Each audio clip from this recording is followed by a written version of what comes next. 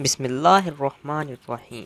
ناظرین گرامی، بچپن سے ہی سنتے آ رہے ہیں کہ جھوٹ بولو گے تو ناک پنکیوں کی طرح لمبی ہو جائے گی، زبان کالی ہو جائے گی یا کچھ بھی برا ہو جائے گا۔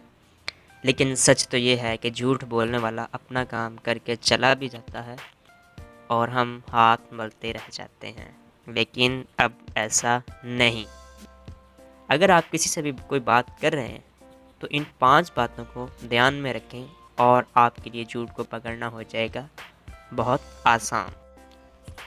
تو سب سے پہلے نمبر پہ آتا ہے باڈی لینگویج، یعنی کہ جسمانی حرکات کا خیال۔ تو جب بھی آپ کسی سے کوئی بات کر رہے ہیں تو اس کے ہاتھوں کو غور سے دیکھیں۔ اگر اس کی بات میں ذرا سا بھی جھوٹ شامل ہو تو وہ اپنے ہاتھوں کو چھپانے کی یا ملانے کی کوشش کرے گا۔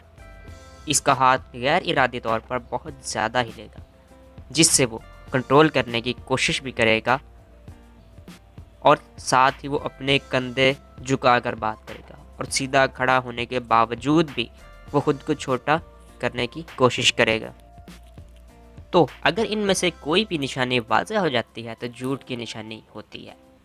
نمبر سیکنڈ پہ آتا ہے چہرے کے تاثرات۔ جھوٹ پکڑنے کا ایک اور سب سے بہترین انداز اس کے چہرے پر آنے والے تاثرات کو پڑھنا۔ اگر وہ بار بار بولتے ہوئے اپنے ہونٹوں کو کاٹ رہا ہے یا دانتوں اور ہونٹوں میں دبا رہا ہے، اس کے ناک کے نتنے اگر بار بار پھول رہے ہیں یا اس کے بولتے ہوئے پسینہ آ رہا ہے تو سمجھ لیں کہ معاملہ گڑبڑ ہے۔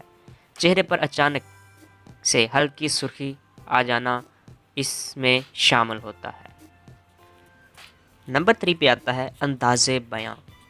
جھوٹ بولنے والا اکثر کسی واقعہ کو بیان کرتے ہوئے بات بھول بھی جاتا ہے۔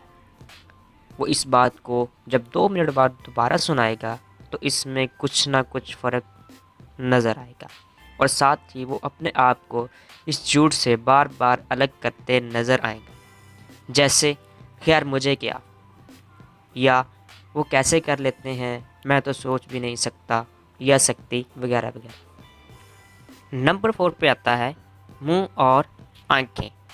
جھوٹ بولنے والا غیر ارادی طور پر اکثر جھوٹ بولتے ہوئے اپنا ہاتھ منہ یا آنکھوں پر لے جاتا ہے۔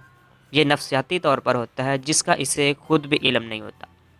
جس بات کو دماغ نہیں مانتا، اس کو آپ چھپانے کی کوشش کرتے ہو بولتے ہوئے آنکھوں یا منہ پر ہاتھ رکھ کر۔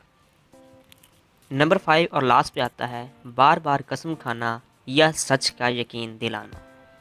جھوٹا بار بار قسم بھی کھاتا ہے اور یہ یقین بھی دلاتا ہے کہ میں سچ بول رہا ہوں۔ تو یاد رکھیے، سچ کڑوا ضرور ہوتا ہے لیکن جھوٹے کی مٹھاس سے کہیں بہتر ہوتا ہے۔